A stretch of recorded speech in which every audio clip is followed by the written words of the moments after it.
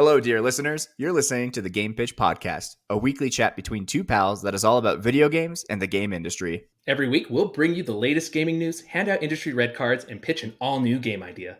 The GamePitch Podcast drops Monday mornings on the Project Nerd Podcast Network. It's the perfect antidote to your end-of-the-weekend blues. I'm JD. And I'm Eli. Let's get to the show. Hello, and welcome to another episode of the GamePitch Podcast. I am your host, JD, here with my just terrific, if not, inundated with a little extra phlegm than normal co-host Elijah. Eli, you want to say hey to everyone?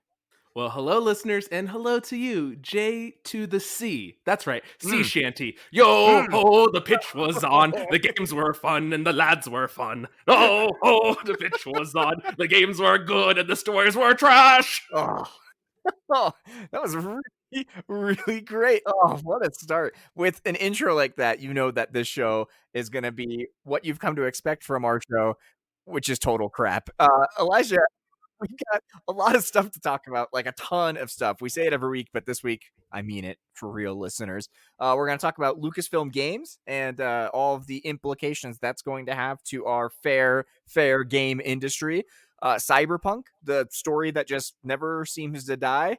And I, unfortunately, to all you listeners, I'm going to pitch a game this week, and I'm really sorry. But Elijah, before we get into any of that, what have you been playing?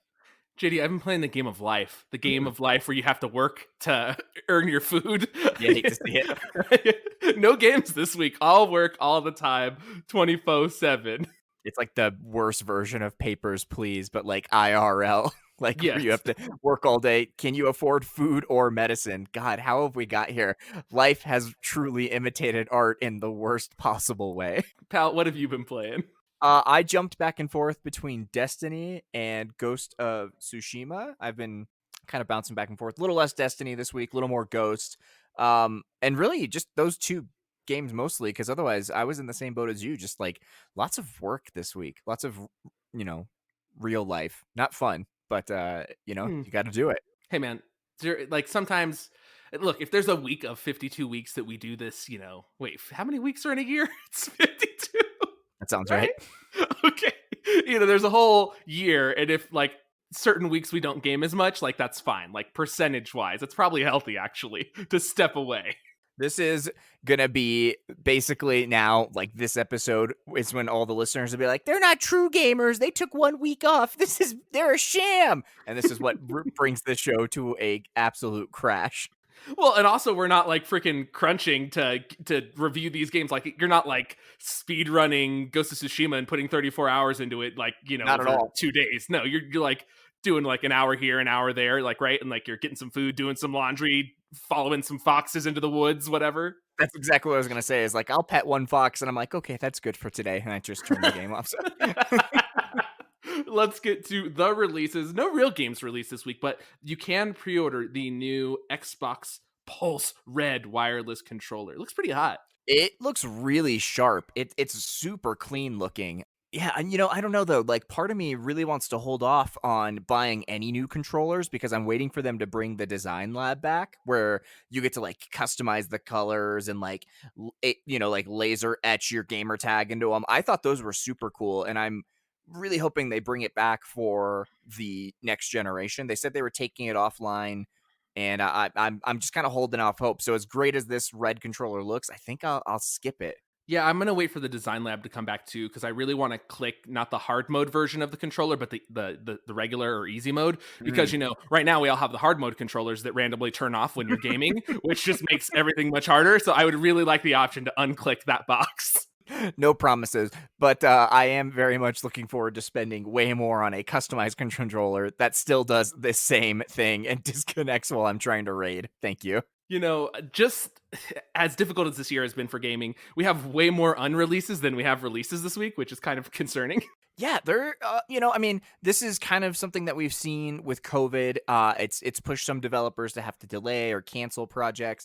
And, we always say the same thing, like developers take your time, make a good game. I feel like with Halo Infinite now, we're just in this perpetual waiting phase, and that's kind of helped us soften the blow for some of these other games. But Hogwarts Legacy, the new Harry Potter RPG, that's been delayed.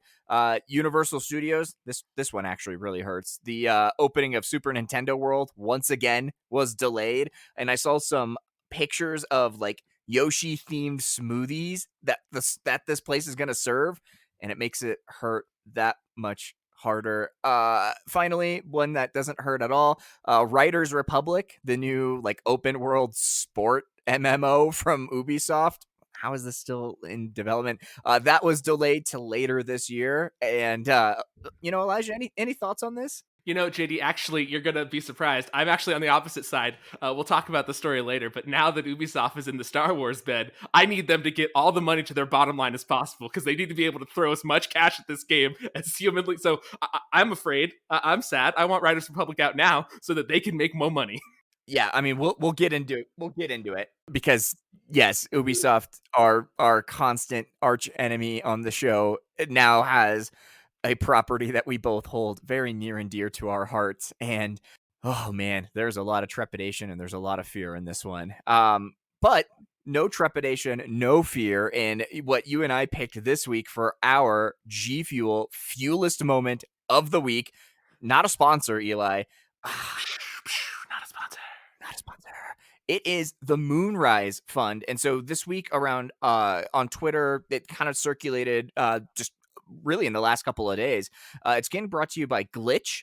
And it is this entirely new strategy and thought of how to back creators. And so the idea is it's not about projects specifically, it's about people and the people who are coming to create these all sorts of different things.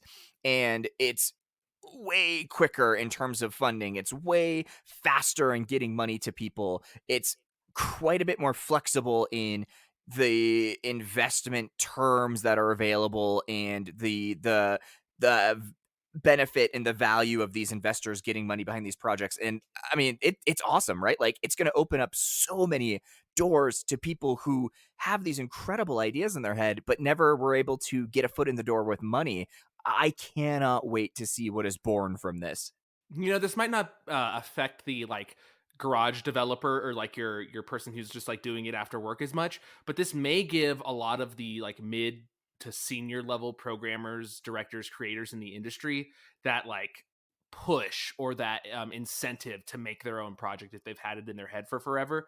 Because I was trying to think like who gets this money, and you have to be like you said, they're investing in people, so you have to be someone established. But like, let's say that Tim Schafer wasn't at Double Flight. You know what I mean? Like you can invest in someone who has that pedigree, that track record. So I do wonder if this is more for the startup versus the established names in the business. Like when all those people left like Blizzard and they went and made their own studio, like I think that that's going to be the thing. Like when some of the really talented people maybe leave the CyberPunk studio, maybe they get this Moonrise money. So that's just kind of what I'm thinking.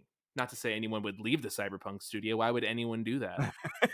Yeah, with all the, good working conditions and no crunch ever. Wait a minute. No, I don't think we're talking about the same thing. Oh no. Elijah, you have a runner-up for Fuelist Moment of the Week that I think you want to talk about, right?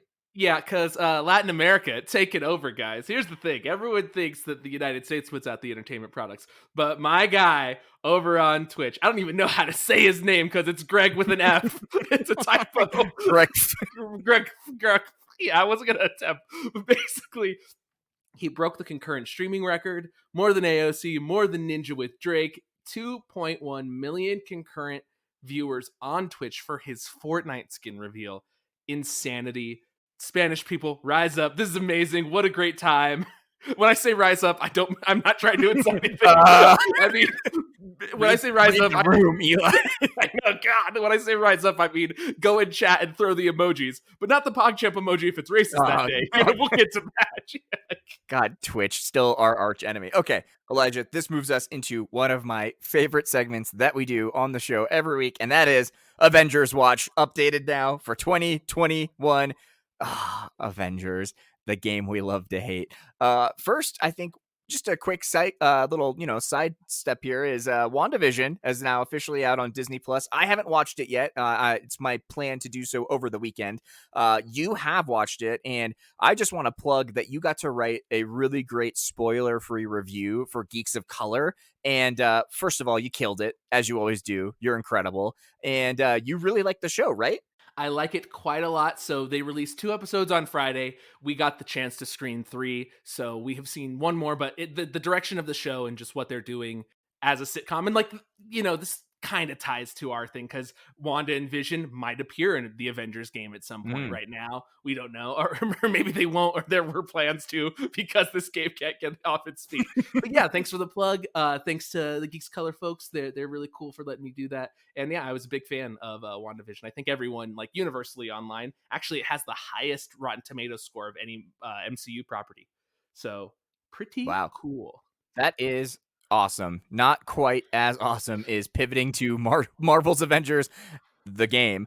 There are some teases for changes that we might see, and one of them is that we're getting teased that the MCU suits and like costume designs might make their way into this game, which I think is hilarious considering in the run up to this game launching, there was a lot of people saying like, hey, we're so used to these familiar and iconic designs that have been in the movies now for 10 years.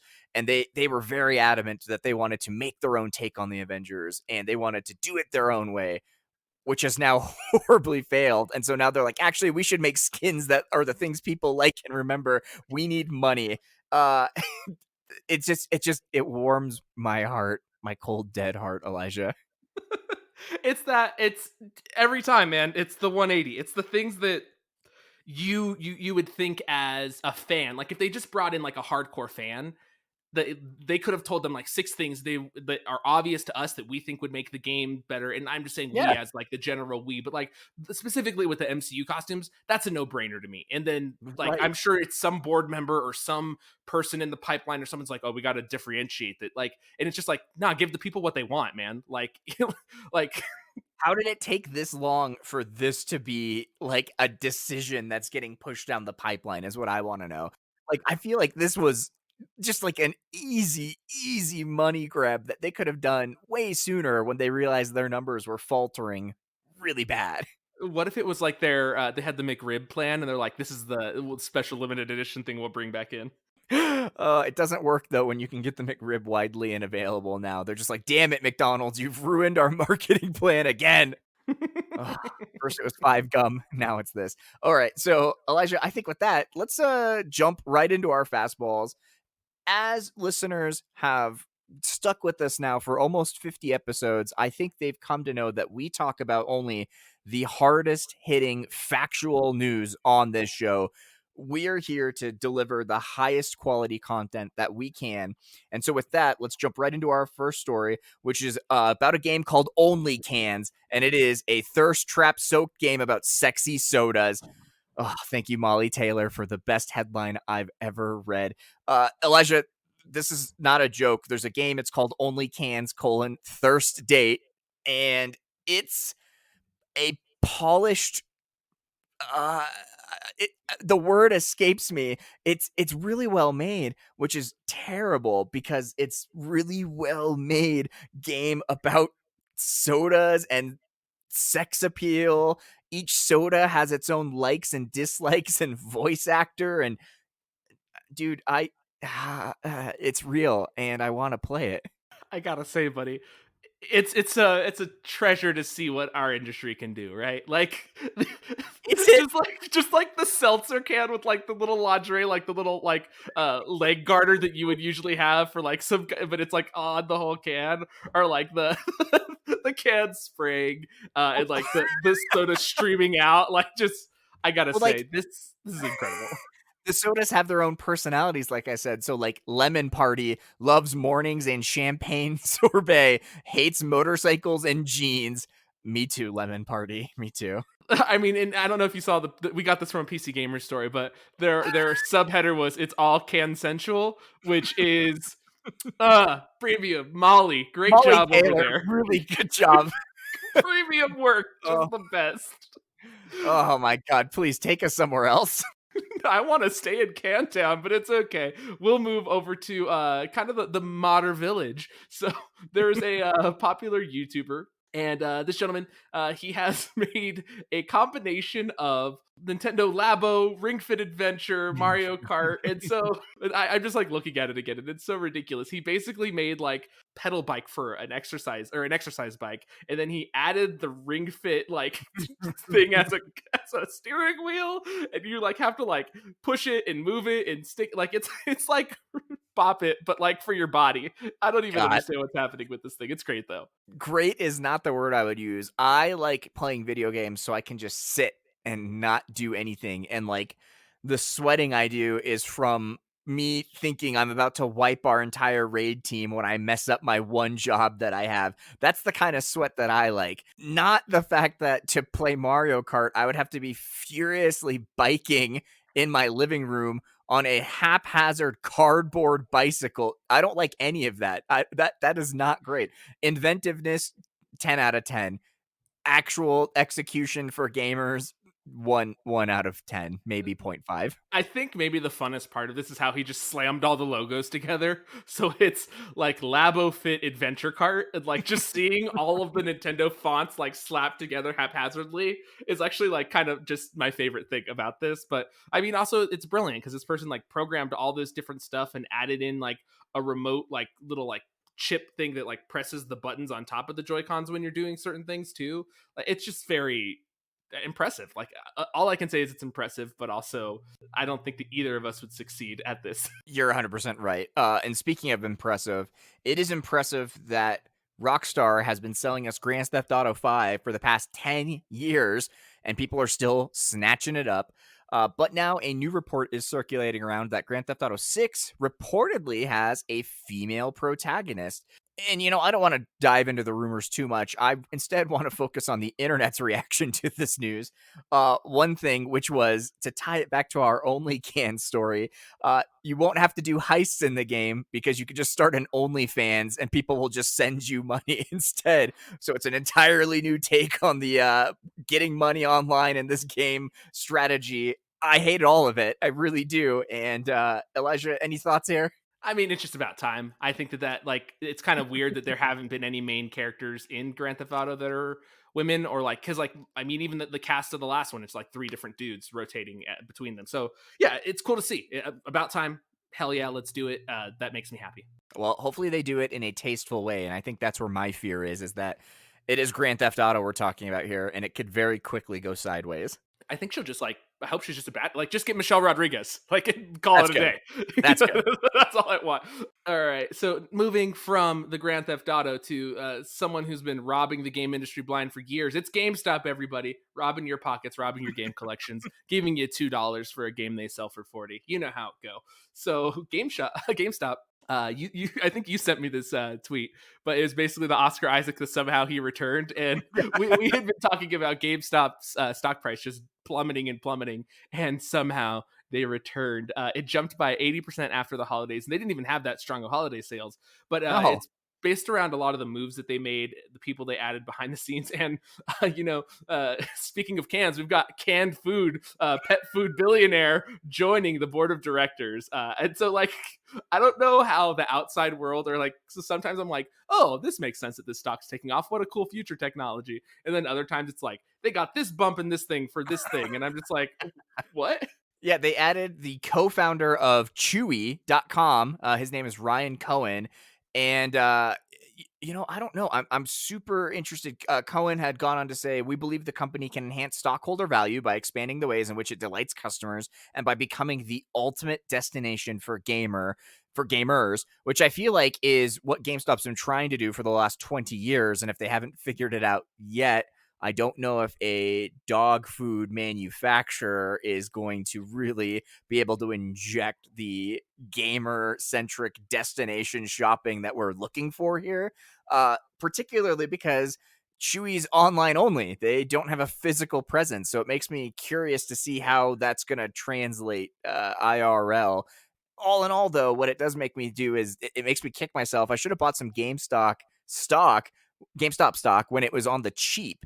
And then we really would have had quite the show here, Eli. I would have been able to finance it on my riches that I would have got. I was actually going to say, I think you discovered what the problem with the strategy was, because before this Cohen guy came in, their strategy was to just do everything they could and become the ultimate destination for gamer. One specific gamer. There was this guy Jeff in Ohio that they were tracking, and then like that's why all of the Funko Pops are in there, because he got really into Funkos because his mom got him one for Christmas one year. So like they've just been following the trends of Jeff from Ohio, just following the trends of gamer. But now that they've added this S, they're gonna open and be a broad spectrum for people. God. All right. Can we talk about something else that I absolutely hate that you sent me this week? Over on the official Xbox Canada page, they tweeted out a photo of the new Xbox controller in what they called the Canadian tuxedo. It was all denim, three-piece denim. It had tiny pockets on the front where your palms.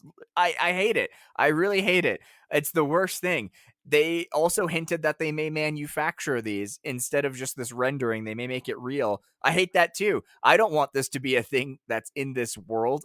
Eli, if we ever have children, will you be comfortable knowing that this product exists in the wild in a world where your kids would have to grow up? None of this is good, and it's all bad. Xbox Canada, shame on you. You've ruined me. I feel like denim would wick the sweat from our hands from the Stop it. raid better. So I don't know. Stop it. It might be nice to have a little pocket that you can place your thumb in when you're resting between rounds.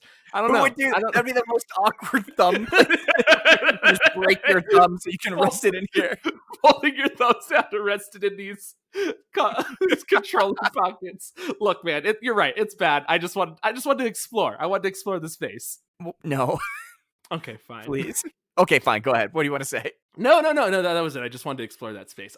What I do want to say is that we're going to move from something very bad to something very good. A rumor that apparently Halo Infinite is not aiming for a battle royale mode, Oh, because that would be following when Halo itself has been a trendsetter in the they're a leader. multiplayer space. Xbox Live pioneering all that goodness, and even one of the leakers or rumor reporter people said that there's going to be a robust Forge mode where you could probably just make your own battle royale if you wanted to, and upload that to whatever this thing is going to be. But the rumor says in place of a large scale battle royale would be a big team battle 2.0. If you don't remember, Oh, big team battle was the biggest maps in the game, tons of vehicles, explosions, and this rumor points to massively enhanced vehicular combat. Let me fly a damn pelican. I would love to do that. There would also be squad spawning. In games, squad spawning is a thing that has existed before. They had squad spawning in invasion mode in Halo Reach. So I think that they should pull it into lore and let you ODST drop in. Like if you're squad spawning in on you, you have to have an active transponder, and they have to they actually have to drop in. And maybe that could be used as an offensive thing too. Like a Warthog's coming at you, and your friend could just pod drop onto them and blow them the hell up. That'd be cool. that would be incredible. Oh God, I love big team battle, and I have for many years. And the thought that it would come back on next gen in a environment now where I feel like Microsoft has the hardware and the homes and the server capacity to truly make Big Team Battle 2.0 feel like a 2.0 version of it just has me so excited, way more than a battle royale. Like if the servers can exist to do 100-person battle royales, they can certainly exist to do 50 on 50 big team battle, right? And that truly is a big team battle at that point. Oh, the thought of it is so good. It's very exciting. And I wonder what this is too many people on the battlefield number is, or this is too many vehicles at once number is. I don't know what that number is. Yeah. But I was trying to remember, what was the largest big team battles they had before? Was it 15 on 15? I think it was 16 on 16 Okay. Okay. for 32 player totals is I think how they advertised it. Okay, because I was trying to remember. I was like, what was the biggest big team battle match that I did? And even if they just kick that number up to 24 or 25 or whatever, that's even significant. But if you said, if it's 50 on 50, oh my goodness, baby. That will feel next gen big team battle. Give it to me, especially if they're adding in more vehicles like they're saying. That's the perfect step here is like you'll have way more verticality because you'll have people not 50 on 50 all on the ground, right? Like you'll have some on the ground, you'll have some in the air, you'll have some at like the middle level with like smaller ships, and then if God, if dreams come true, then you'll be flying a pelican around. Like there's so much extras they could do here, and man, that sounds incredible. It's all I want. You talked about the servers being able to handle it. Something that the servers can't handle is my sadness and all of my screenshots from 6th grade because Bungie is officially shutting down halo.bungie.net, which means along with it go all of our records and recorded screenshots and videos and stuff from Reach and 3 and 2 and all of that. So if you need those memories, go download them. But I saw someone tweet that they're essentially erasing an entire generation's after school fun, and I was like sad, like actually sad. And here's the thing, like, I can't fault Bungie because they've kept this data up for a very long time. And it's not even their game anymore, right? Like, it's their game, but, like, they don't have the rights, they don't produce it, they don't manage any element of it. And, like, honestly, I kinda feel like Microsoft and 343 should step in and be like, "Hey, can we please migrate all that data over to us? Like, it's ours now, like, can we please migrate it over?" So, I don't fault Bungie for wanting to kinda get some of that off their plate because it truly isn't, like, theirs to manage anymore, and I kinda do fault 343 a little bit for not stepping up and saying, like, "Cool, we'll take that data, like, we'll preserve it." All that being said, all that aside, it is extremely sad to think about all my after school shenanigans on the Xbox sort of just, Thanos getting snapped away here, turning to dust and drifting off. And it's a little sad, man. Well, you made me realize that it's probably like Bungie was like, "Yo, Microsoft, are you going to cash app us for this website? You said you would. You said you would." Like, Venmo me, baby. where's the payment, guys? And they're just like, "Well, we're going to take it down." But yeah, you're right. It's ridiculous that Microsoft isn't just giving them the money to keep it up or Yeah, in some way migrating that information. But hey, we'll see what happens. Like, there's still time before February 9th. there is. Yeah, and there's not to say that they won't. Maybe that's conversation is happening right now, and I hope it does. I don't want to see it all disappear. And another thing that I don't know if I actually want to see out in the wild is this week at CES, Razer showed off their new Project Hazel mask concept prototype. uh, Proof of concept. I'm not sure. If you look at the website, there's really not like a place to order this from what I've seen. And nowhere on the website does it say that they're going to actually make them, right? They're really just sort of this high level design of a new form of a mask. And so I applaud them for, putting the razor spin on something that we all use every day. All things considered, they do look kind of cool. And then they lost me when it was like RGB on the mask. It's like, God, of course. That's when Like, I was like, when they're just like gamers, and then you're just like, yeah, we need street glow for our face. Yeah, of course. it's just like I don't know, man. Like there's a lot of good here. Like it's reusable, replaceable filters, the charging case, a mask charging case. God damn it. So the charging case sterilizes with UV light. Like it's made of hard plastic that's recycled. Like all of these things are good. And then the damn RGB. I just can't get my head around it. Of course they would do this. I just don't have to like it. Something that I do have to like. This guy on Mario Kart doing a trick that only like 0.05% of people could ever pull off. Incredible. Unreal. Okay, so this is the homie Arthur with like 2 U's and 3 R's. Arthur P is the streamer person who achieved this, but it's essentially on Rainbow Road on Mario Kart Wii's Rainbow Road specifically, and it's this thing where like you basically like turn around right away at the beginning of the course, and then you like Right. bump off some things, and then you basically do an entire lap in like 2 minutes less than you would have been able to do it in the regular game. So this is an incredible speed run trick, and like I said, the difficulty on pulling this off. He has an entire video explaining on how difficult it is, his history with trying to do this trick, and what's kind of crazy is like the person does it. And then like they kind of can't believe they do it, and then they're like, "Wait, I gotta finish the lap to actually complete the like trick or like make it real." And then they did it, and then it was just like, holy Yeah. crap! Like they were so excited and losing their shit. Like You can't. It's infectious. Like, watching something like that where someone is so happy about something they've done, it's infectious to watch where it's just like, "Man, that is so cool." And, like, also, it is so complex and, like, impressive, and it's so weird to be like, "Wow, that Mario Kart thing was really impressive," but it was, like, it is so cool.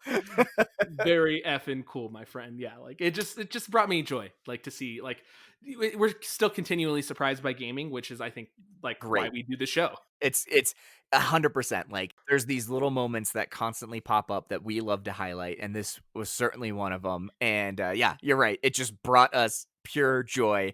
Something that's probably not bringing Sony a lot of joy, though, is that the PS5 is reportedly selling slower than the PS4 did at launch in quite a few markets, big ones too, including, like, the UK and Japan. I think there's a couple reasons here, and I think the biggest reason is gotta be supply. Like, it's comically meme worthy now trying to find a PS5. Like there's people who have flocked to Wario 64's Twitter who would never otherwise, just to hope every day that he tweets out the PS Direct link, hoping to get in on it. And the process is just miserable to get these consoles. And I think that's definitely driving some of the reason that they are not able to get these things out. You know, back in October, Sony's CFO said that the company is trying to get 7.6 million PS5 consoles shipped by March of 2021. And that's quite a bit more than what they had originally aimed for the PS4. And without hard numbers, it's hard to know if they're getting anywhere close to that. But I would say, based on what we see every day, there's no way people are getting these at the rate that they want to. I'd probably say for the UK, that's probably very true. But it can be both as well because I think in Japan, and we've covered this story before, that like Nintendo and Switch are way more popular there, and that PlayStation. I mean, we even talked about them cutting down the amount of models they have on shelves, and I think that that's a move because they're just not as popular in Japan, unfortunately. Home console gaming isn't as big as it is here in the US, and not to say not as big. I mean, like because they have the commuter culture, and it's just Nintendo is the king of that world right now. Really, I So know. yeah, yeah, it is a little of both, but like you were saying, I think it is a lot to do with supply, definitely. I think so too, and I think you're also, nailing a good point, which is people love to play their Switch, man. Like, not to take anything away from Microsoft or Sony, but like the Switch is still selling like gangbusters out there. It's nuts.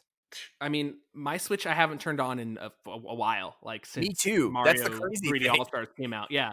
Well, and also, we've been playing so much Destiny, and our Xboxes, our new consoles, and Game Pass, and but I think that speaks to hopefully how exciting this future could be. Because if Game Pass was on Switch, I'd be playing Oh all those man, games handheld, like because that's the thing. Like, I wanted to buy Spiritfarer on Switch, but it was free on Game Pass, so right. I got it on Game Pass. Like, yeah, it's just I think people are going to like start doing that cost benefit analysis, and I don't mind giving. I mean, actually, the last time I turned on my Switch, it's because there was a Nintendo Direct that came on, and I went and bought a bunch of the games that were there just because I wanted to give the indie devs I remember the that. Yeah, money. Yeah, so it's just like different things for different people, but also like it makes sense why. Or I guess it actually doesn't make sense why Sony isn't doing well, and then also maybe that's why they're pivoting into putting all their IPs on different things like TV shows and movies because they're trying to grow the brands and make that merch money. If they're oh not yeah, seeing the gains they want in gaming in different regions.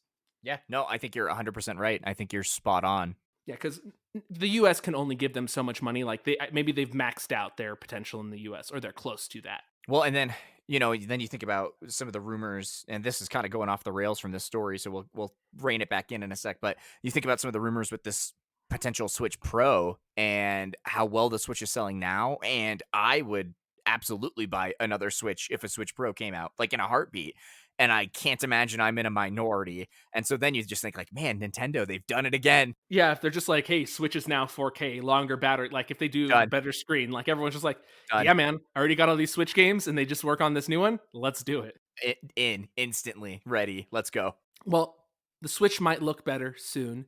And something else that's looking pretty good, and I didn't think I would say this, I really did not, is Me that either. Entertainment Weekly released some stills, and it's easier to be excited for stills than an actual trailer because people have to talk and use their mouths to act. But the Mortal Kombat movie the new Mortal Kombat movie coming out later this year has received its first look. And if you go to Entertainment Weekly, there's a few screenshots, probably like 8, showing off what the movie looks like. They talk a bit about the brutal fatalities in the movie and just like the violence and the style, the flourishes they're going for. And it looks kind of cool. I don't want to admit it, but yeah, it looks kind of good, right? Like it looks solid from these stills, Yeah, like rated R, aside from Jax which is looking like great. Steve Harvey that everyone's been roasting on the internet, which I love that. it's funny. Yeah. You got to have a good meme from your, like, if you want your thing to be popular, you got to have at least one meme that everyone can joke about, and then you have to look badass. And I mean, it looks, yeah, looking at these stills, man, looks pretty damn cool. I'm kind of into it. Like I'm actually excited now. Where I was not before, and actually it was less excitement and more just an absolute apathetic point of view towards this movie. Now there's a little bit of an excitement bubbling up, and I'm kind of looking forward to getting like a nice full length trailer. You know, in my entertainment rankings, it's like a lot of these game properties, like when we first saw the first Sonic trailer, it was a ugh because of how he looked. When we saw the Monster Hunter thing, it was an ugh because why are they doing this, Because of the especially with the racism. talent behind it. Yeah, exactly. Well, and also that. And then when, you know, I see, like, I get more excited for something like the people that are behind the Fallout series than I do about seeing a still Yeah. of Mark Wahlberg in Uncharted. Because, like, Tom Holland looks fine. He'll be fine. But, like, you know, like, there's all these like worries that I have, and then as soon as I see this, it just clicks. It's like, oh, like the people who played Mortal Kombat are old enough now to be the people making Mortal Kombat, and that's what this looks like. The people who like Mortal Kombat are making a Mortal Kombat, is what it Yeah, seems like to me right. from the outside. No, I think you're 100% right. God, I can't wait for that Uncharted movie so that you have to watch it and you have to watch Mark Wahlberg because there's no way around it. You'll have to do it. Or what if I Nope. have him digitally edit out of the film? Like, I pay him this I'm money. paying someone absurd amounts of money to just CGI in from the games. Real Sully's face. See, Yep. there I am. I'm saying real Sully's face. I'm such an entitled fanboy. Just like, Oh, if this is the real version of it, bleh. I just can't do Mark Wahlberg, man. Okay, let's move on to our last. one more time about spending lots of money. Let's talk about EA swooping in and absolutely fleecing Take-Two, who was trying to acquire Codemasters. EA came in out of nowhere, up in the ante. Everyone waited with bated breath for Take-Two to officially fold, and so now it's just EA and Codemasters. And man, I gotta say, it kind of felt like, you know, Take-Two was the lesser of two evils here. I don't know.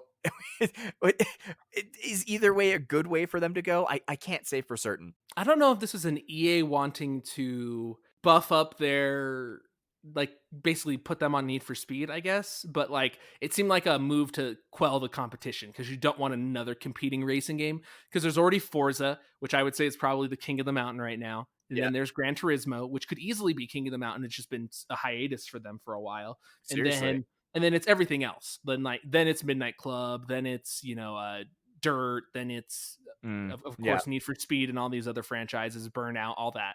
But I would say that Horizon's been on the top of the mountain for a while.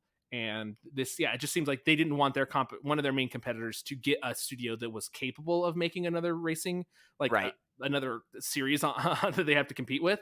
And it's a good acquisition, not only to get the franchises like Dirt and to get the expertise for these racing games and the studio experience, but also so that then they can like breathe new life into your IP that you already have that should be successful.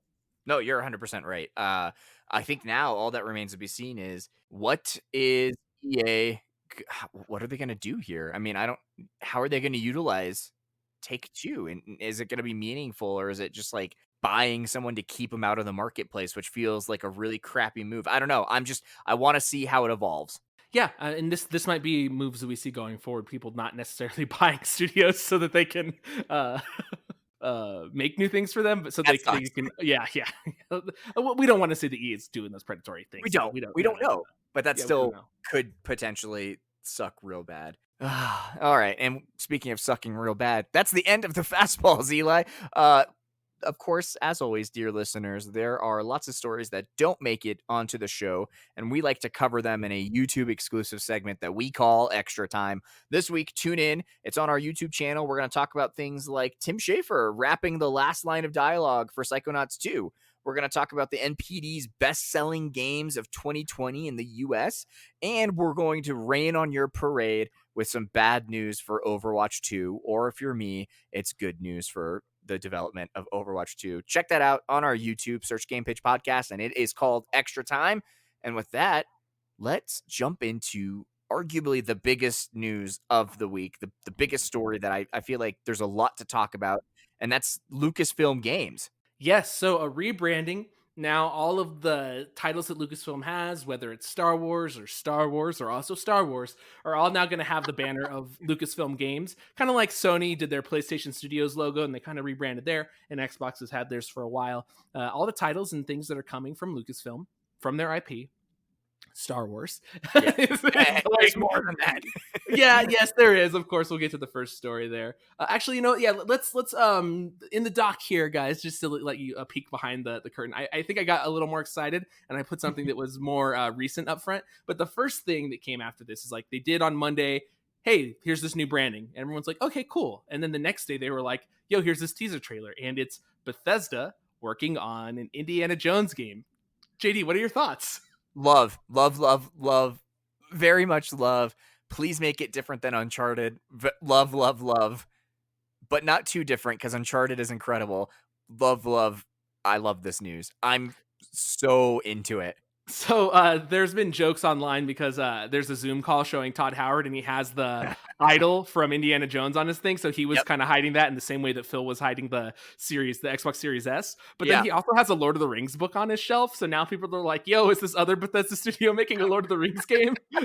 Like, it's like now, like, guys, we're in the era of it's hidden on my shelf. So like, I'm going to get really outlandish with what my predictions are based off people's shelves going forward.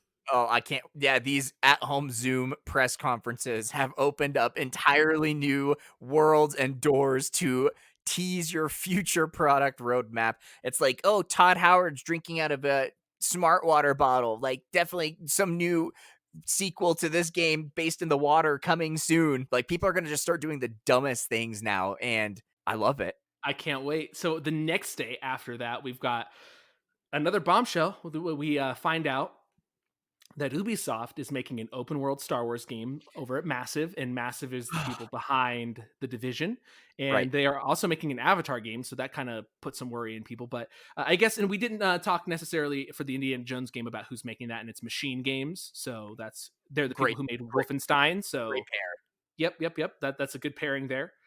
Especially like, and it may hint at that Indiana Jones is first person because their experience is in first person, like Wolfenstein. Which I kinda love that also, to be fair. I think that'd be so fun. And there's a connective tissue of punching Nazis, so I'm Ah, into it. thank you. There's never too much of that in any facet of our lives. Oh, Shifting back to the Star Wars game, what was your first reaction to this, JD? Because this is I think bigger news than the indie thing, but I don't know. What do you think? the first thought I had was excitement, and it was quickly sort of followed with a little bit of fear because it's Ubisoft, and, I don't think we're strangers on this show to kind of roast Ubisoft a lot and frequently and in many ways. That being said, I really do like Massive as a studio, and I feel like Ubisoft tends to, like, leave Massive alone and let them do what they want to do, and like it or not, The Division, I think, is a really interesting proof of concept for what we could see in, like, an RPG Star Wars game. That game had pretty solid gear and skill tree and progression of your character, and there's a lot of systems in place, and I think they know how to build those systems. So there's a lot of excitement in my thought of, okay, they have a good grasp on RPG building and quests and side quests and collectibles, and like, you think about The Division, even if you didn't necessarily like the story or the game itself, there's a lot hidden in that world to collect. There's side missions that you can do, and all of those things are good, and I feel like will fit a Star Wars game very well. So I'm excited for that. I also think the engine, that Frostbite engine, the Snowdrop engine, those are really good in terms of crafting a world that I think will look and feel Star Wars. Oh my god, Star Wars. So all those things excite me. I would say I think you have it 100% right with the systems make sense and could be translated to Star Wars. The RPG elements I think will work because the only Division game that I have played is the Division 2. I Mm. downloaded it when it came out because friends told me we would play it together. We never really played it together, but also I never really enjoyed the game or decided to stick with it. So I probably played, I don't know, probably 6, 7 hours and decided to put it down and it wasn't for me. But that's probably just because of the setting in the world. Like I don't enjoy Capitol riots or government buildings What? being taken over by militia, as it turns out. In the middle of the So weird. plague. Man, Yeah. they really are fortune tellers. So yeah. The division wasn't for me, but I just think it was the setting. I'm not really into Call of Duty or guns or any. Not to say that there's anything wrong with that. It's just like I like swinging laser swords in space and like Mass Effect superpowers and stuff like that, and like throwing I don't know rocks at people with my telekinesis and like control. So I like more sci-fi elements. But Yeah. I would say that like a few things to note is that apparently this game came about because EA or sorry not EA Star Wars wanted a open persistent world game. So this will be a games of service type of game in your style of your Destiny. It will be something that is ever expanding, and that was the point that like they wanted something like this, and either EA wasn't interested or didn't have the capability. I think Lucasfilm Games has done a great job of pairing an idea with the studio. They're like, we want Yeah. an open world persistent Star Wars. Who can make that? They have the chops. Yeah, I think they do with Division and their DLCs and the things that they added to the game. I think they showed that they can do it, and I think with the right amount of resources, which they're desperately gonna need now, they're gonna have to staff up like crazy, but you gotta imagine the injection of cash that's gonna be coming in now from Disney is gonna be huge because this can't fail. And Ubisoft is going to inject a lot of cash because this can't fail. And I think that kind of ties into the next point, which is this game also signals the end of EA's exclusivity with Star Wars. And that Mm-hmm. in and of itself is very, very big news. Yeah, it is. So the exclusivity deal started back in 2013, and it was a 10-year deal, and it will be up in 2023. So what that means for this Indiana Jones game, sorry, for the Indiana Jones game, it can come out sooner. But what this means for this Ubisoft open world Star Wars game is it will be no sooner than 2023. So just guys, it's Right. probably 2024. So just we're gonna wait for it. That's fine. And they're even making another game, so it might even make it take longer. As I mentioned before, there are people online who had fears that Avatar, the game that Massive should have been making or is currently making, is still in development, and that's going to be alongside this Star Wars game. So they'll probably, staff up, finish Avatar, and then pivot and translate over to Star Wars. But you have to think that like Disney is very smart. So if they see the work that they're doing on Avatar and they're like, we like this a lot. And like, not just like, I mean, well, it is like Avatar is a littler league franchise than Star Wars. So like, hey, you did great on Avatar, or you're doing great. Here's Star Wars. Like they probably earned it, so that kind of gets me excited for that in a sense. But the funny thing, and you kind of mentioned this, that the exclusivity deal's up, but EA was very quick to tweet out that they're still a part of this. They're like, guys, we're still making Star Wars. We're relevant still. Yeah, they said that they're working on a number of projects, quote, and you got to assume probably next week maybe we'll get another little teaser here from that Lucasfilm Games Twitter account. I think they are very quickly building a lot of hype for this brand. Not shocking. And I think EA is probably very eager to remain as part of the conversation too. They put out recently a new update for Jedi Fallen Order, which really enhanced the game and the way it feels on PS5 and the Xbox Series X.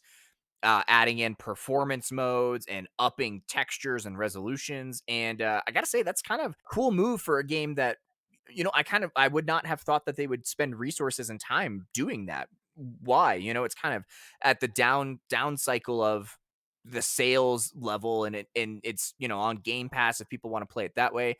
So I kudos to EA for taking the time, and kudos to Respawn for taking the time to get this game polished a little bit more for the next gen. Didn't see it coming. Very much appreciate it. Yeah, no, totally appreciated. And you mentioned Fallen Order there. That's probably one of the games they're making a sequel to. Makes a ton of God, I sense. hope. Everyone loved that game, so I don't see how there couldn't be another one on the way and why Disney wouldn't want another one of those. And also, there were recently some of the Battlefront 2 actors working together. And when you see these people like in the recording booth together and the common thread is, the project they worked on before, it's kind of easy to think that there might be a sequel in the works. I hope. there's no way to know this, and it's really funny. A story that I sent you just in text is like apparently the former CEO of EA like got a call from Bob Iger, just like, why are people mad at Star Wars because of your game? Like, what is going on? Like, you get that call, just like, I'm shitting my pants, and they probably shamed them into making Battlefront better, because Star Wars Battlefront 2 is awesome now. Like, it just is. But it wasn't. It wasn't at launch, and they had quite the social media just shitstorm when they took to Reddit and they posted what is the all-time most downvoted comment ever on Reddit when addressing progression systems in this game. People rioted, and the game launched and really was not very good. And you're right, it's gotten to a great spot now. It took a lot of time, I think, to earn back some trust from the fans. But they showed that they could do it. And I think that in some level means, EA is committed to being a part of this Star Wars conversation still. They want to. And they've shown they can do it right the first time around, too, with Fallen Order. That game was awesome from the get go. They've shown that they can do an awesome game with Squadrons, that they've added content to, even after promising, hey, this is it. Like, we're not doing DLCs. We're not going to really add anything to it. And yet they've come around and done multiple big patches to the game, adding in little things for Mandalorian, adding in a new map, making it compatible with the next gen consoles and optimized. Like, they've done a lot for that game for a $40 game. Like, it wasn't even a big, ticket game. So yes, I think EA wants to be relevant in this Star Wars conversation. And obviously they have the resources to do it. They have the money to do it. And I don't think I don't think Disney wants to write them off quite yet. But I also think it's good now that we're going to have other big developers that can get their hands on these properties, because it's just going to be a win for us as consumers. No longer can EA put out mediocre crap without the fear that, oh, well, like, we can't get it taken away. It's ours for the next 8 years, right? All Yeah. it's going to take is one bomb for Disney to be like, cool, like, We we out. have Yeah. these other projects, and guess what? There's lots of other developers out there that are very eager to make these games for us. And it goes the same for Ubisoft, right? Like, Ubisoft's gonna have to crush this open world Star Wars game. Otherwise, it's gonna be like, hey, we gave it a try and you blew it, so no, you don't get it anymore. Like, Well, it's kind of funny to think that like Star Wars made EA better people. Like, you know what I mean? Like this trickles down into all their other yeah, games, right? And all their other marketing and all of their other messaging, right? Like they learned lessons from this Star Wars thing. And to be clear, like I know everyone on the internet roasts EA relentlessly and they do a lot of things to merit that. And maybe we roast Ubisoft a little bit more on this show, but that's just because of all the, systemic problems there in the studios and the yeah, misogyny and all that, which is, a bigger issue than a loot that box to game. me. Yeah, To me, yeah. exactly. Same. But like, if you look at 10 years and we got two Battlefront games, Squadrons and Jedi Fallen Order, I know they got this all together in the last minute, but that's a pretty successful 10 years to me. And It's not definitely it bad. was bumpy, but you have all these franchises that can now be continuable, because all of those games I mentioned can all be franchisable. And I'm not saying every year. I mean, like, I could see there being 3 Jedi Fallen Order games when it's all said and done. I could see Sure. there being a few, Squadron VR type games, or there being modifications to what Squadrons is. Maybe they introduce like people being able to control the battlefield, like the actual starships, and doing space battles. And there's someone controlling the ships, and there's someone controlling the pilotable like Yeah, craft, the smaller craft. Like, I don't know. sure. There's a lot of options there, but it's good stuff, and it's just good to have good Star Wars games. I think the last thing I want to do on all this, news here is it's kind of brought up a question in my head, and so we're going to kind of lean more Yeah. back into Bethesda territory. I want to ask you what you believe will be the like on the pod officially where you think these Bethesda games will land. So I'm going to start with just Fallout and Elder Scrolls. So Fallout 4, Elder Scrolls 6, Fallout, or sorry, whatever the next Fallout is, whatever the next Elder Scrolls game is. Where do you think those will land? Man, it's hard to imagine that Microsoft buys Bethesda and they don't try to make these games exclusive, right? And I think to some degree it's just like, how do you not make this game better for Game Pass? And so I want to say for the next Fallout game, I think it's gonna be cross platform still. I think Microsoft will have Fallout as part of Game Pass, and it's their value prop, or they're gonna sell it on Sony systems and make money off of people playing it on Sony. Like, they just will. But Elder Scrolls, I feel like, is so unbelievably massive that they will make it an Xbox PC exclusive, and it will be part of Game Pass, and it will be on their ecosystem. And and sorry, Sony gamers, like, but you're gonna have to get Game Pass. Now, the other interesting part, and the reason I say that is because I feel like by the time that game's out, Game Pass is going to persist on more devices. It's going to be more available on like smart TVs will have Game Pass built in, or it will have that Mhm. dongle that we've seen where it isn't like you have to have an Xbox, you have to have a PC. Like these Sony gamers will still be able to get Elder Scrolls through Game Pass on some other device of some sort. I think that's where it's going, which is why I think it will be exclusive. Okay, so you would say Fallout you think is both, Elder Scrolls you think is Xbox exclusive, but I do. the platform Game Pass will be way more ubiquitous by then, so it won't Yeah. really matter. Yeah, Yeah. exactly it. Okay. Okay. So then, just following your line of thinking, then that means Indiana Jones is an exclusive to Xbox, right? Absolutely. Okay. 100%. So then, because like my line of thinking is, I was going to say that they will continue to give the legacy franchises that have been on everything. I was going to say that Fallout and Elder Scrolls will remain on everything. They will be PC, PlayStation, Xbox. Those are the two franchises that I would Mm. say, like, and it's a value prop too. You're like, hey, you can pay $70 for this game on PlayStation, or you can get it for free 99 with your Game Pass subscription. Like, Right. it's just Yeah. in there. So there's that value prop there. But I was going to say everything else, your Wolfensteins, your Indie, any of these other deals are going to be exclusive to Xbox platforms, Right. like Game Pass. But then I think like if you're a company, so like I'm just trying to think like, Spider-Man, they made it exclusive and it sold like gangbusters, but it would sold more if it was on PC and Xbox as well. But then I'm trying to think like just from Disney's perspective, they're like, we're giving Sony this bone so that they keep letting us use Tom Holland in the movies. So like that's like how that deal translates in my brain. But then I'm like, what's the incentive for Disney to say, let's make this Indiana Jones game and let's make less money by only putting it on Xbox and PC? Like PlayStation's has a bigger install base. So I don't know why they wouldn't want to put it there. And it's probably just because Xbox shelled out the money, Yeah, and I or think Bethesda. the game has to be good enough to like with Spider-Man, the game was good enough that it drove console sales too, and I think that is part of the equation that you have to weigh here. And so that is going to be part of the argument is like, is this Indiana Jones game going to look good enough, going to review good enough, going to play good enough that then you could say like, damn, like this is well worth, shelling out for an Xbox to play it on an Xbox.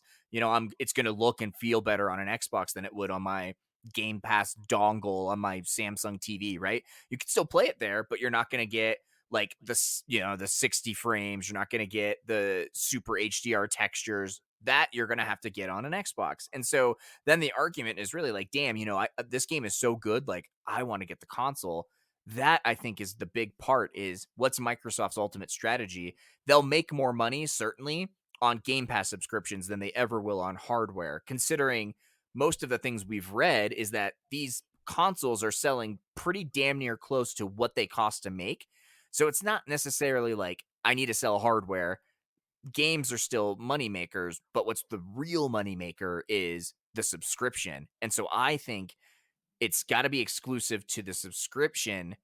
No, it doesn't matter about the console that much if we're thinking years ahead because Microsoft's banking on people really being tied into Game Pass. And I think that's why they make it exclusive and don't just sell it on Sony where you could go buy a disc, at Best Buy or whatever. That's really interesting. I hadn't thought that Game Pass could lead to Xbox hardware sales, and that's something I kind of like when you said that, that kind of like made my neurons fire a bit. I'm like, "Oh wait, crap. Like if there is a version of Game Pass built into someone's smart TV, but it doesn't load as fast because it's running off the servers, it doesn't have the highest resolution, or like it can't do the performance, it can't do what an Xbox can do, then that's a gateway to get people to buy the hardware too." And like Right. even just people buying a controller from Xbox so that they can use it is a Yeah. gateway to having an entire generation familiar with the Xbox controller so that they would transition into the console. So yeah, I hadn't thought of that, but that's brilliant, dude. Yeah, no, I think ultimately Microsoft is going to chase something that Apple's done for a while, which is build an ecosystem. And the ecosystem's important because it gets people familiar with your product and your hardware and your services on, all your devices. So like people who own an iPhone are way more comfortable using an iPad than they are any other device, and they're more likely, even if it's more expensive, to get that iPad, right? So people who are using Game Pass on Samsung Smart TV, it's gonna look and feel like Game Pass, right? The controller is gonna feel like an Xbox controller because it is.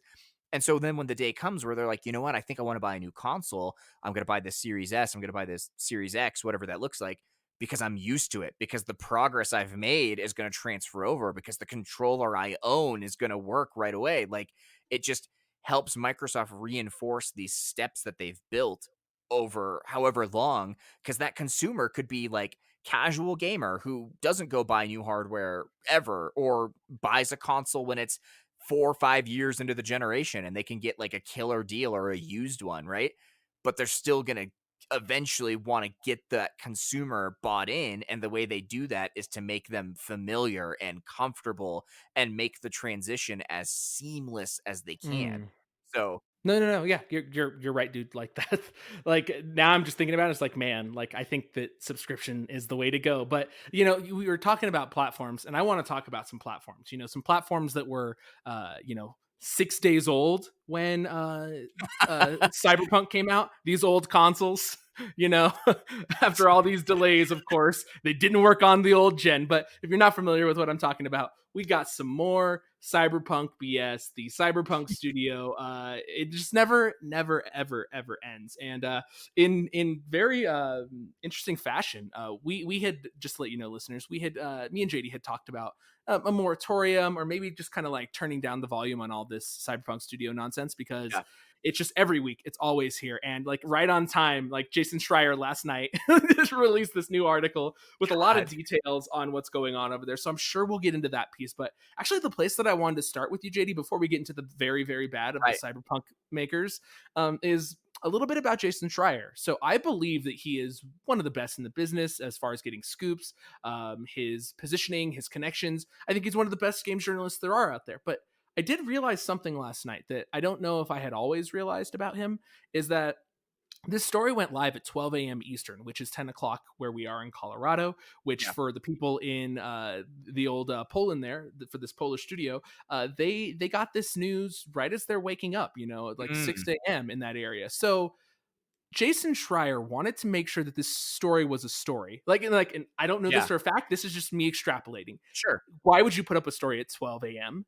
If you didn't have a specific reasoning? Because that's not a good time for the U.S. to no, get eyes on something, and that's not like if you're the person doing the marketing. You're like, yeah, let's put it up when a bunch of people are sleeping or going to bed. I know, and this is on a Friday, so like I didn't know that. And I'm gonna say it, like I think that he's a little malicious because he wanted to look them in the eyes and stab them in the stomach with this article that he wrote. And to me, like I said, I think he's one of the best in the business, but like it's like he's enjoying making them suffer, because like this is going to ruin a lot of people's weekends. And it's yeah, unfair for the rank and file devs at this studio to constantly be berated with this bullshit. And I know he's sharing the story of a lot of developers, over 20 developers at that studio, and he's using them as a weapon to try and change crunch culture. So right, ultimately, I think the ends justify the means, but also I didn't realize he was this vicious. And I just wanted to start there because to yeah. me it looks vicious. He sharpened a knife and he put it right in their stomach right as they're going into their weekend in the morning. No, I think you're spot on. I thought the same thing when I saw the time that it was published. I didn't quite understand it, but you're right. It absolutely coincided with everyone waking up on a Saturday morning over there in Europe and seeing this news break, and the strife that's probably being caused from these developers who are seeing, like you said, 20 current and former employees at CD Projekt Red interviewed for this story. And so developers are seeing their friends, their coworkers, their former colleagues talk about their employer, and the bosses are seeing employees from probably all different departments and seniority levels talking about how wrong and how broken this studio is. It's a tough pill to swallow if you're over there reading some of this stuff, I bet. And a lot came out around this story. So Yeah.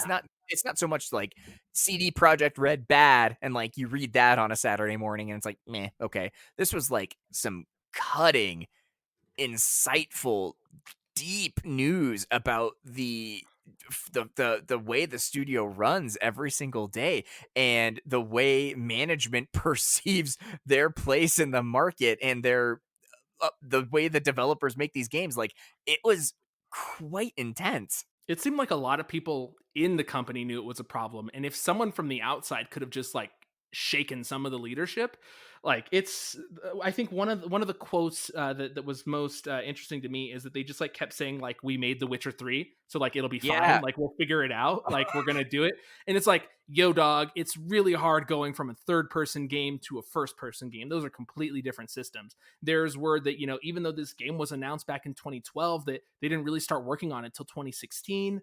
I mean, were there places or things that you wanted to highlight or certain quotes that stuck out to you, man? Because, like, just reading through the article and Schreier's follow-up tweets to everything, it's just really insane that this level of bumbling accident could happen, because they were the most highly valued company in their country Yeah. until this.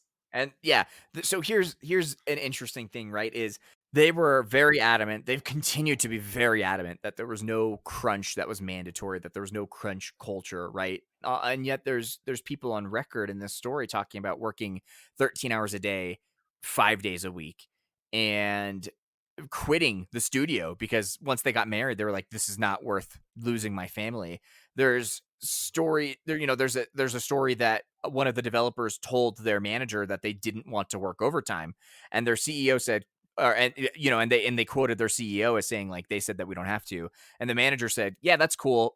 Just tell your other coworkers that they're gonna have to work extra to make up for you." Then it's like, what? Excuse me, Absolute shit. Yeah. like, And then there's an interesting part about the, I guess it was mandated at the CyberPunk studio, and I'm not using their name anymore because it's a swear word to me. So the CyberPunk studio, they had this, I guess, rule where any of the English transplants, you just couldn't speak Polish in front of them, which seems really stupid. And Rami Esmail kind of I tweeted, saw like, that. basically, Yeah. yeah, just like, yeah, like, that's not acceptable. Like, it's their native country, it's their native language. So I know, I get the not wanting people to feel excluded, but also, like, you can't tell people they can't speak their native language. Like, that's ridiculous to me. I don't know. I might be wrong on that, but No, I don't think you are. like, in Yeah, meetings, I get it. Like, hey, let's speak. If everyone in the room knows English, then let's speak Portuguese, English English, for right. this meeting. Yeah, but if it's not, then you don't need to do that. I don't know. There's just so much from this story, and it's just like, it was Well, so preventable if they could just admit their own, I like, think hubris or failings. I think the other really fascinating part about the timing of this story from Jason Schreier is that it's right on the heels of CD Projekt Red coming out with their own, our commitment video and their roadmap for the game and their, like, quote unquote apology that was really not an apology and has actually caused even more problems, I think, in the perception of this studio, right? So first they roll out what's to come, right? And multiplayer and single player expansions are no longer coming out this year, and that's not shocking, but it also is not in line with what they originally said, which is a microcosm of this entire game anyway. So of course that's what's happening. They also talked about next gen optimizations that were supposed to come soon, not coming till the second half of this year, best case scenario.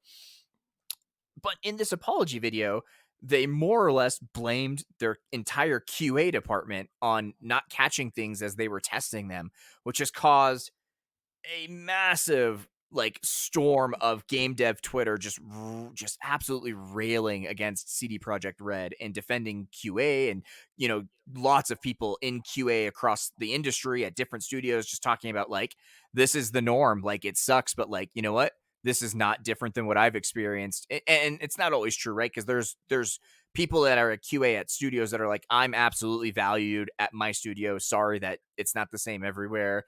And then there's other people that are like, I've experienced this at big and small studios. It sucks really bad. But the big part about that is that they frequently referred to the Xbox One and the PS4 as old consoles when the game launched 2.5 weeks into the next gen console cycle, and they were developing these games for the quote unquote old gen consoles since 2012. So like what gives? Like how That's could they such a be? bullshit excuse. Like It's such a that was cop the out. part that set me over the top. I was like, I can't believe these guys right now. And in the Schreier article, he actually talks about the purpose of the release date when they put that first April 2020 release date, and then the internal developers laughed and thought it was a joke. Like, there's just no way that this game's going to be there at this time. But the reasoning behind it is that they wanted to double dip, and that's actually the term used in the article, where they want to Ugh. put it out at the beginning of the year, and then when the new gen consoles launch, like they have to be before the new gen consoles so that they can then make a next gen version that people buy too, because they wanted to double dip, which is just disgusting. And It's a awful. we know a lot of the decisions in gaming are made because of money. I get that. It's a business and the art doesn't always lead, and that's different. That's different in different studios. You know, the guy who made a way out, a way out, he's leading art first. Ken Mhm. Levine for Bioshock, he's leading art first, and that's probably why some of the problems happened over at Bioware, because Casey was there, he was leading art first, and then some things went awry, and now it's about the money. So, like, I don't know that's why he left, but I'm just saying, like, that's why he left probably initially, and then that's why Andromeda happened and all this other like stuff, and then why he came back to fix the studio, and then Anthem happened, and then Right. it's all about the money in some cases. So that's why I think I loved indie devs so much, because they are very passionate about the art specifically. And like the story and the craft of making the game and not appeasing shareholders. There's a lot wrong here with Cyberpunk, and there's a lot wrong with their approach to how they're running this studio. I mean, like other quotes were fascinating to me about how like people would be working on something in the game, like so one of the devs was working on like a shader, and they would be working on this shader, but they wouldn't exactly know if maybe somebody else had already made this shader with the same function, because there's no production pipeline that's set up for them to see these things. Like, how is that possible? How is that? It doesn't make any sense to me. I don't get it. I really don't. And they talk about going from a 250 person studio to a 500-person studio, but the scale of the game of Cyberpunk is more like 1,000-person studio might need. Yeah, absolutely. They need quite a bit more people if they're trying to compete against a first person open world, maybe Grand Theft Auto style thing, right? With the resources of nowhere close to Rockstar. And yeah, I mean it all just, the more we say it, like this article from Jason Schreier, man, like you're right. It was quite the gut punch. It was quite the man rude awakening for all these developers over in Europe. And now, as it moves across the morning here in the US, and I'm sure people are seeing it like, oh my God, it's big. And I don't know. It's one of those things where like it's kind of needed. You're right to say that the ends justify the means in this instance. I hate to say it that way, but I definitely agree. Yeah, that's how I feel. I think it's time to move on from this story. Hopefully for a while. Hopefully we can put it to bed for a little bit. Is there anything else you need to say, JD, about them? No, I think let's move from Night City over to Nintendo Land. We Dun, dun, have dun. we have a bunch of rapid fire Nintendo stories that we just want to kind of go through real quick. We didn't want to leave them in the dust, but I don't know if they're worth diving into too hardcore. The first one being that there is a new Mario colored Nintendo Switch coming. It's red, it's blue, it has a really cool carrying case. So Though pretty. when I sent this to you, I made the comment, I can't imagine buying a new Switch right now with all the Switch Pro rumors floating around. But then in the same breath, I have to remember that no one can keep the Switch in stock. So I guess what I think doesn't matter.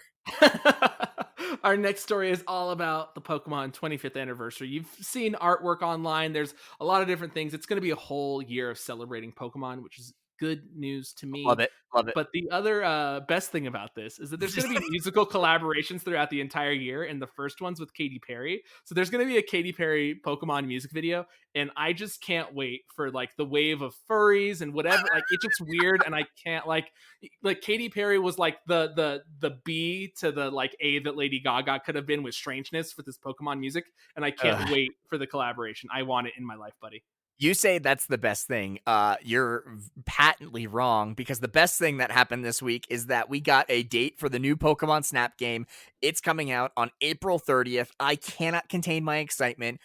remember, dear listeners, that we spent basically the first 25 episodes of this show trying to will this game into existence. It took years off of our lives, but it's actually happening. And the new trailer looked awesome. I love that there was not a ton of Gen 1 Pokemon in the trailer, like lots of generations and lots of variety in Pokemon. Dude, I'm so happy. I'm so ready for this game. You're welcome, listeners. We channeled the arcane magics and we summoned this game into existence. Just a brief note, the cover photo for the game has two grass starters on it. So I just want to confirm grass is the best type of Pokemon. Just if, I mean, it's a fact. It just Sobble, is. Sobble, nowhere to be found on Suicide Watch, potentially. We're not sure. Another interesting story is apparently the next Smash Bros. Character is coming from Bandai Namco, and that makes a lot of sense because they're the people who actually develop Smash Bros. Now. And Bandai Namco is apparently adding a character from the Tales series, so Tales of Vesperia, Tales of Symphonia. The Tales series is getting one of its representatives, and it might be a situation kind of like the hero from Dragon Quest, where there's a few different skins for a character that has a similar move set or a static move set that they switch the skin on. So yeah, that's the rumor for Smash Bros. Let's talk about the new Gigamax trailer for Super Mario 3D World. Gigantamax Bowser. Yes, thank you very much. Actually, this was pretty cool. So Nintendo put out like a really great 7-minute overview trailer for Super Mario 3D World and Bowser's Fury. And it gave us a lot of information about what we're going to see in this world, the play style, the 2-player mode with Bowser Jr., which is quote unquote trying to get his dad to chill out. Also, we got to see Giga Cat Mario, which is not something I Super ever. Saiyan Giga Cat Mario. He had the spiky Vegeta hair. I seen it.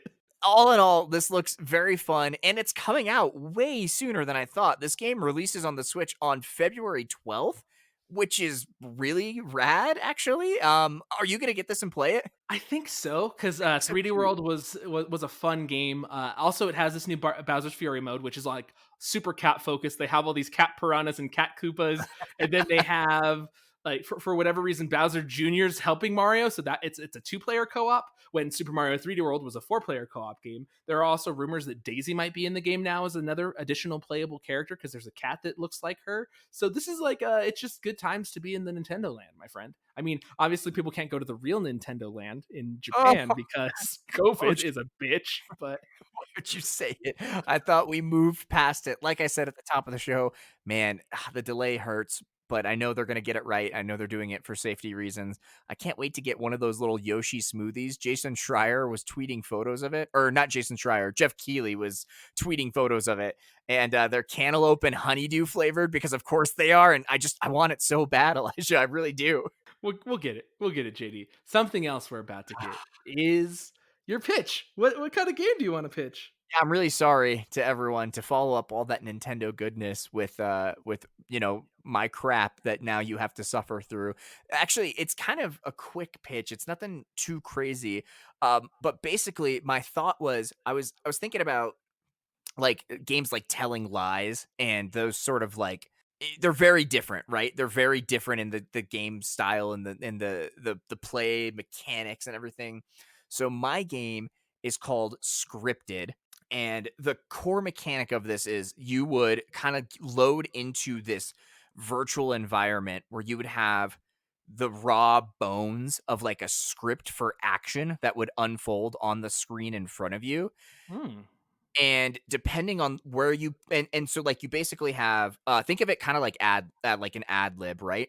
But like you have the framework of the script, and then you have this sort of bucket of letters and words, and as you plug things into the script, like action starts to take place around you on the screen. And depending on Okay. those actions, like your character, as you move and plug things in, those things happening on the screen would potentially let you go and take words from like the page next door if you needed it, or like if you wanted to like jump off of a verb and make it like past tense or present tense, right? Like instead of like it rained, you could go knock rained off and it would start raining because it's raining now in present tense. And so like that water potentially would like float a word that you couldn't get to before up into the screen so you could grab it and plug it into your script. But the idea is it's like this puzzle game that as you rework the script in real time, it unlocks new things that you can do as it's happening. And so eventually, because it's a puzzle game, you're just trying to get your way out of the page, but you can't get your way out of the page until the script is completed. So you have to be creative enough to like, how do you rewrite parts of the script that are there? How do you grab these words that are kind of out of the way, right? Like maybe there's a word like tripped that was scribbled on the side and you have to figure out like how do you get up and grab it so you can plug it in and finish the script. So that is my super quick pitch for you this week. It's a game called Scripted. I like it. It's like Mad Libs, but they're rad. So they're Rad Libs. RadLibs. That's the scripted Colon, subcolon. colon Rad Libs. RadLibs. Stupid. I'm dumb. Damn it, I'm I love it. bored. Speaking of the worst, do you want to give everyone our red card this week? Yeah, the red card. If you guys aren't familiar with it, PogChamp is a person that was removed from Twitch, the old original image for the PogChamp, and Twitch did this cool thing where they were letting every day they were switching off and doing a different face for the face of PogChamp for the day. It's your PogChamp of the day, if you will. Right. If you don't know, Pog means good, or like you say Poggers, or it's like, yeah, I approve, or this is like, or you're my little PogChamp, or it's a dumb word, but it's here to stay because Twitch made it. But Yep.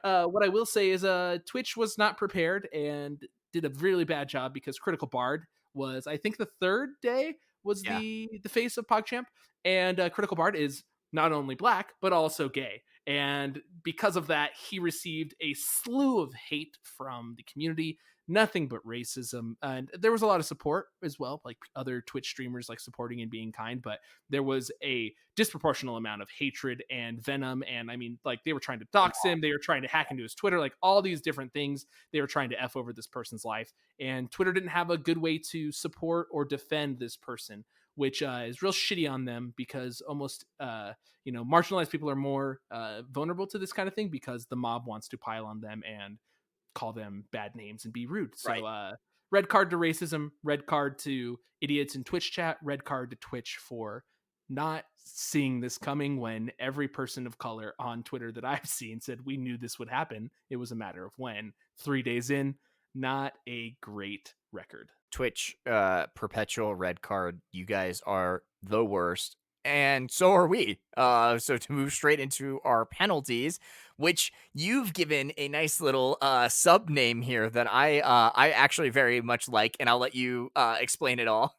Oh, yes, the penalties are now Doug's demerits. Who's Doug? A guy who we continually disappoint. That's who Doug is. So he's giving us a demerit for messing up last week on the show.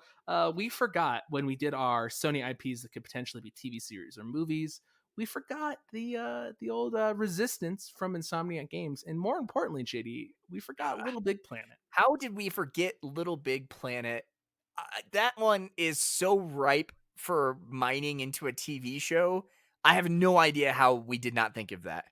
It's actually kind of mind-blowing to me, like, just because that's like a kid's cartoon immediately. Little Big Planet, Sackboy. Easy. It's like, it has to happen. Like, Well, and like what are we doing? you put on here, the best part is us. We were like, I think we covered everyone. Like we were so confident, and we were just very confidently incorrect. And sorry, Resistance. Sorry, Little Big Planet. Sorry, listeners, for letting you down. Though, if you listen to the show, your expectations can't be that high. Anyways, and with that, Elijah, I think that is the end of the show this week. So we just want to say thank you guys so much for listening. There are a ton of ways you can get in touch with us on Twitter and Instagram at GamePitch Pod. I'm at J to the D, and Eli's at Mario RPGino. You can find us on YouTube by searching GamePitch Podcast. You can always email us at GamePitchPodcast@gmail.com. And Elijah, I think with that, it's time for you to take us home. So earlier in the episode, I did a sea shanty. So I really just wish we could just input just more sea shanties in here. But sea shanties are the way. It's the best thing that 2021 has offered us thus far. I'm glad that sea shanties are here to stay. And I do not credit Assassin's Creed Black Flag with sea shanties. I credit pirates with sea shanties, internet.